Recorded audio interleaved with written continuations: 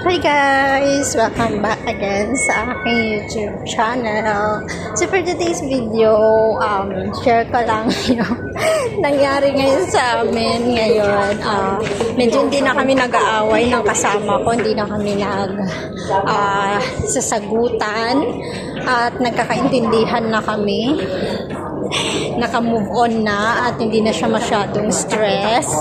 So, lagi ko kasi siyang pinapayuhan na wag niyang dibdibin yung mga sinasabi sa kanya ng aming amo. Pag pinapagalitan siya, wag niyang dibdibin para hindi siya ma-stress. So, ngayon, brown out. Nag-brown out sa amin mula alas 10 ng umaga hanggang alas 4 daw yung balik ng kuryente. So, wala na kaming gagawin. Mga alauna pa lang, edi kain kaming dalawa. Sabay kaming kain. Food trip kami kasi walang mata. And then, sabi namin, mahiga-higa kami.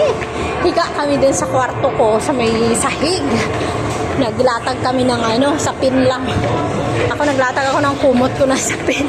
Tapos siya, ang bilis niya nakaidlip. Hilik agad siya. Maya-maya.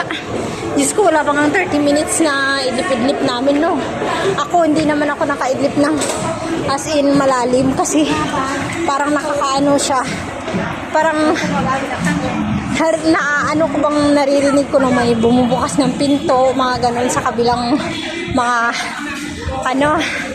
sa kabilang bahay. So, ang tawa namin kasi maya-maya bigla ba namang umilaw na? Diyos ko, bukas lahat ng ilaw namin ang liwanag. Ang gulat ko. Talagang tawanan kaming dalawa. At ang bilis namin bumangon. Sabi na, makita kami sa mata ba? Kasi daming mata doon, di ba? Ang bilis namin bumangon dalawa. Diyos ko, nakakatawa lang kasi hindi na kami masyadong nagtatalo. At nakaka-move on na siya. Hindi na siya masyadong stress. At naman niya yung mga sinasabi ko sa kanya na huwag niyang dibdibin nga yung mga sermon sa kanya kasi magkakasakit talaga siya. Sabi ko sa kanya,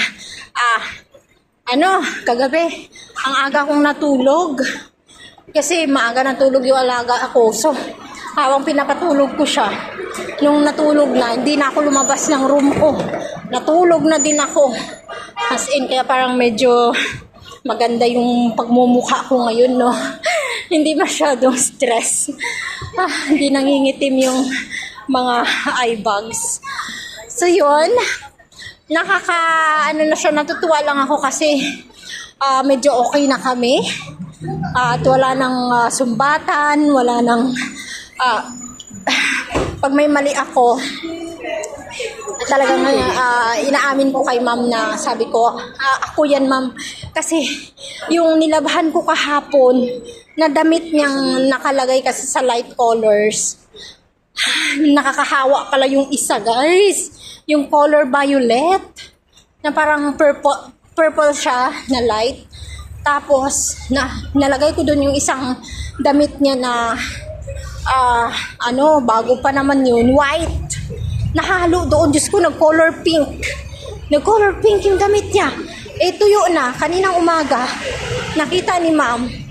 Sabi niya, bakit na to, color pink? Sabi ko, nagulat ako.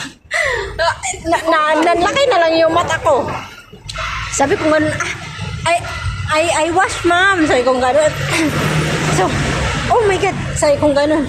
Ano pala yan? White pala yan. Akala ko pink. Kaya yun. Sabi niya, this is white. Sabi niya gano'n.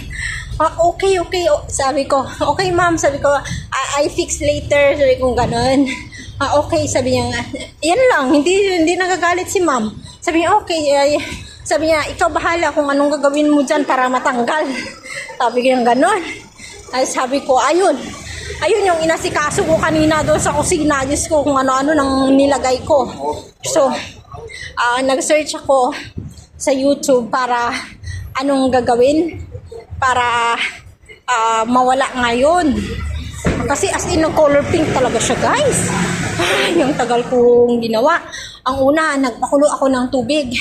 Tapos, nilagay ko nga yun. Binuhusan ko ng mainit na tubig, tapos nilagyan ko ng sabon. Hindi pa rin siya natanggal. Tapos, inano ko ulit. Binuhos ko ulit, pinalitan ko ulit yung tubig. Pakulo na naman ako. Sabi ko, siguro kailangan yung bagong-bago talaga. Pakulo na naman ako. Tapos binuhusan ko na naman siya. Tapos nilagyan ko konting sunrocks lang. Ay, ganun pa rin.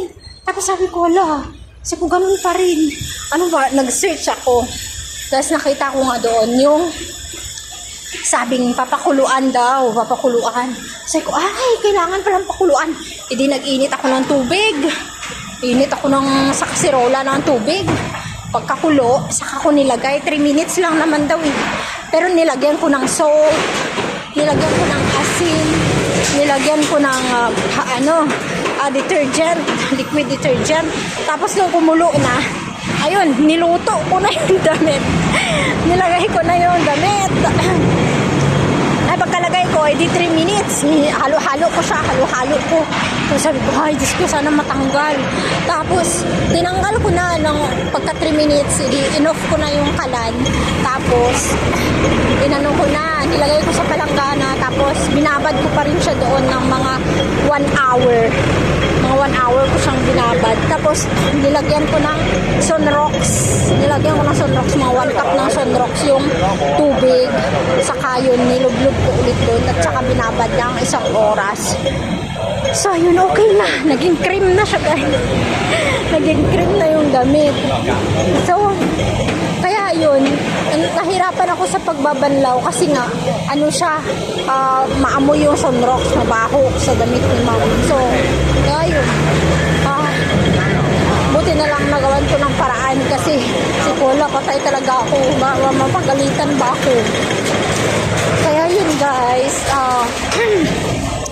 natutuwa lang talaga ako. Sinishare ko lang sa inyo yung mga experience ko dito sa Hong Kong bilang isang domestic helper. So ngayon, eto nga, magsusundo ako sa alaga ko. So, nagsiset si ma'am ng alarm. Pagka-alarm niyan, nagpa-plancha-plancha pa ako kasi 5 minutes, yung pagka-alarm 5 minutes bago ako nalabas.